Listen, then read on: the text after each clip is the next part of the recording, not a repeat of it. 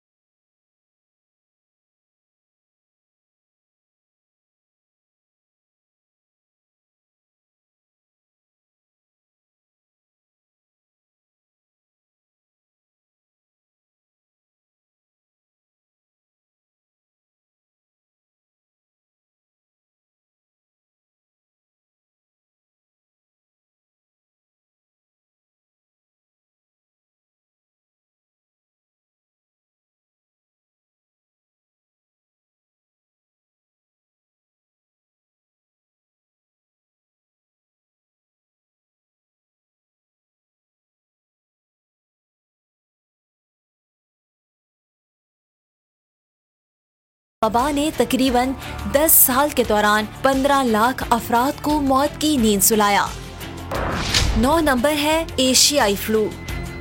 1957 में फ्लू की एक किस्म चीन से पूरी दुनिया में फैल गई। तकरीबन 20 लाख अमवात हुई। सिर्फ अमेरिका में एशियाई फ्लू के बाइस 70,000 हलाकतें रिकॉर्ड की गयी।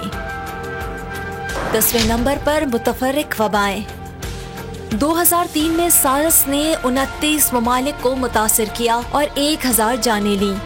स्वाइन फ्लू 2009 में सामने आया। दुनिया भर में 5 से 6 लाख अफराद लुकमाए अजल बने। 2014 में अफ्रीका से फैलने वाला इबोला वायरस ने दहशत फैलाई। 11,000 जिंदगियां ली। अमेरिका में मच्छर से फैलने वाले जीका वायरस पर भी जल्द ही काबू पा लिया गया। रिपोर्ट आपने देखी तो ये जो दुनिया में पहले आई हैं वबाएं और पेंडेमिक्स आए तो उनको किस तरह से हमने टैकल किया, और जाहिर है अब हम जिस तरीके से लेकर चल रहे हैं कोरोना वायरस को, मैं स्पेसिफिकली अगर पाकिस्तान की बात करूं तो तरीक़ाकार क्या बिल्कुल सही है हमारा, और अगर हमने वाकई टेस्ट कम कर दिए हैं तो जिस तरह से पूरी दुनिया में किया जा रहा है तो क्या ये सही है तरीक़ाकार कि हम अदादो शुमार देखें ही ना।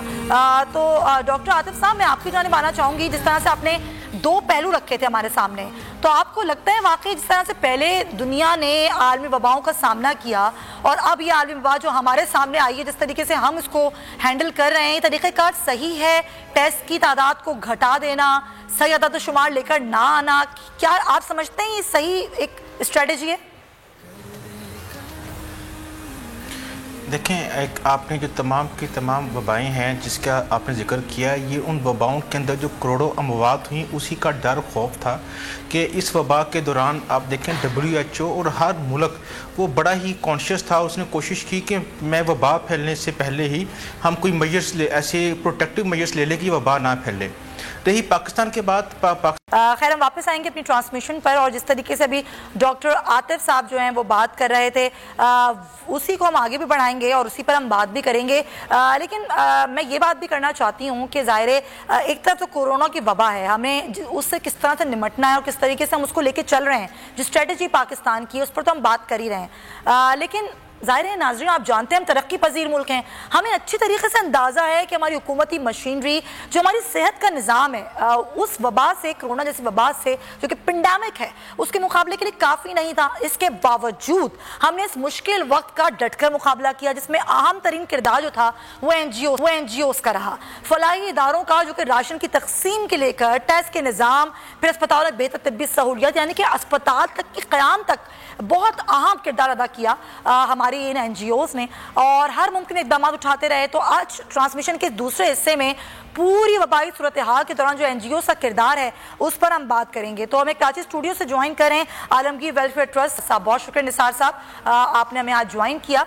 और ज़ाहिर है अगर ये NGOs ना हों, ये फलाही इदारे ना हों, तो सूरत हाल कैसी होगी और कैसी हो सकती थी।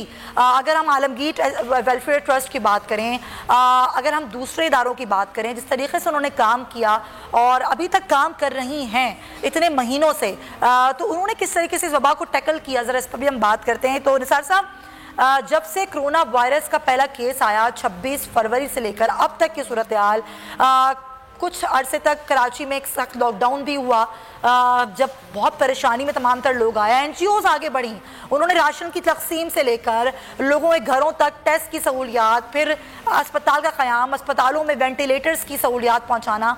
किस तरीके से आपने अपनी चीज़ों को तरतीब दिया? ऑलरेडी आप लोग के पास डाटा भी होता है ज़ाहिर लोगों का, तो वो उस डाटा से कितनी मदद मिली आपको?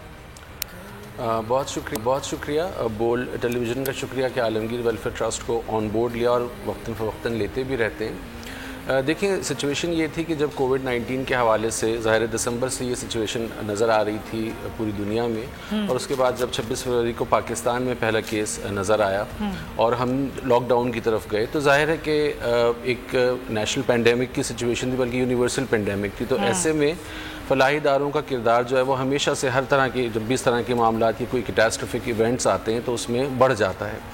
आलमगीर वेलफेयर ट्रस्ट इंटरनेशनल ने भी दीगर NGOs के साथ, एक तो अच्छी बात ये थी कि सिंध हुकूमत ने फौरी तौर पर इसमें मुख्तलिफ फलाही इदारों को ऑन बोर्ड लिया, और उन्होंने शायद ये बात महसूस कर ली थी कि वबा की जो मैग्नीट्यूड है वो बहुत ह्यूज है। तो सईद गनी साहब ने भी और फिर वज़ीर आला साहब के साथ भी मुसलसल मीटिंग्स होती रहीं, और उसमें ये तय पाया कि हम किस तरह से फलाही इदारे जो हैं वो इस पेंडेमिक से निपटने के लिए काम कर सकते हैं। तो आलमगीर वेलफेयर ट्रस्ट ने फौरी तौर पर तकरीबन 50 करोड़ का बजट सिर्फ इस मकसद के लिए मुख्तस कर दिया, और इसमें हमने 3 तरह से काम किया। एक तो ये कि जो हमारा ऑलरेडी हेल्थ केयर सिस्टम था, हम रोज़ाना 500 अफराद की OPD भी करते हैं, उसमें ज़ाहिर है कि तकरीबन हमारा जो basic 66% of the budget goes to the health care activities. तो हमने एक तो उसको थोड़ा सा अपने हेल्थ केयर सिस्टम को जो है वो मज़ीद स्ट्रेंथनिंग किया, थोड़ा ऑगमेंट किया।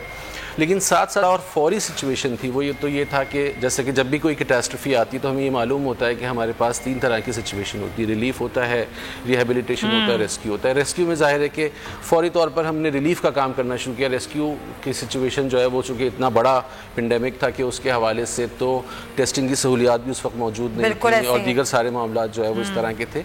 तो हमने कोशिश ये की कि हम फौरी तौर पर राशन के हवाले से काम शुरू कर दें। इस हवाले से पाकिस्तान रीजन्स के साथ भी मुसलसल राब्ते में रहे, और फिर आलमगीर ट्रस्ट का जो अपना एक राशन डिस्ट्रीब्यूशन सिस्टम है वो तरीक़ाकार ये होता है कि वो बग़ैर किसी क्योस को मचाए बगैर जो है उस काम को किया जाता है। तो तकरीबन 20 करोड़ रुपए का राशन तो उस पहले जो फेज़ जो था आलमगीर वेलफेयर ट्रस्ट ने उसमें राशन डिस्ट्रीब्यूट किया। डेटाबेस मौजूद होता है आलमगीर ट्रस्ट के पास, वैसे ही मौजूद होता है। और सिचुएशन इसमें ये थी कि लॉकडाउन की वजह से ज़ाहिर कोरोना इफेक्टीज़ सिर्फ बीमारी से ही इफेक्टेड नहीं थे, बल्कि वो लोग थे कि जो रोज़गार के हवाले से, और हमने इसमें फ़ौरन आवाज़ उठाई कि अगर अच्छा हुकूमत ने भी राशन बांटने की कोशिश की, लेकिन ज़ाहिर है वो उतने कामयाब नहीं। क्या आपसे मदद लेने की कोशिश की हुकूमत ने, सिंध हुकूमत ने? क्योंकि ऑलरेडी आपके पास डाटा होता है कि भाई आपको ज़्यादा पता होता है किस इलाके में किस तरीके से आप चीज़ों को, राशन को पहुँचा सकते हैं। क्या ऐसी कोई मदद मांगी सिंध हुकूमत ने आप लोगों से? हुकूमत मुसलसल राब्ते में रही, ऐसा नहीं था कि हुकूमत ने राब्ता नहीं किया, मुसलसल राब्ते में रही। लेकिन जाहिर है कि एक इतना बड़ा ह्यूज सिलसिला था, और आलमगीर वेलफेयर ट्रस्ट का एक तरीक़ाकार होता है कि वो कोशिश ये करता है कि जो हुकूमती इदारे हैं उनसे इमदाद की बजाय अपने रिसोर्स के साथ काम किया जाए। जाहिर है जो हमारा डोनर बेस था वो भी ये चाहता था कि हम उस सिलसिले में, हर आदमी जो है वो चाहता था कि इस पर अपना हिस्सा डालें। सब्सक्राइब करें और बेल दबाएं ताकि कोई खबर रह न जाए।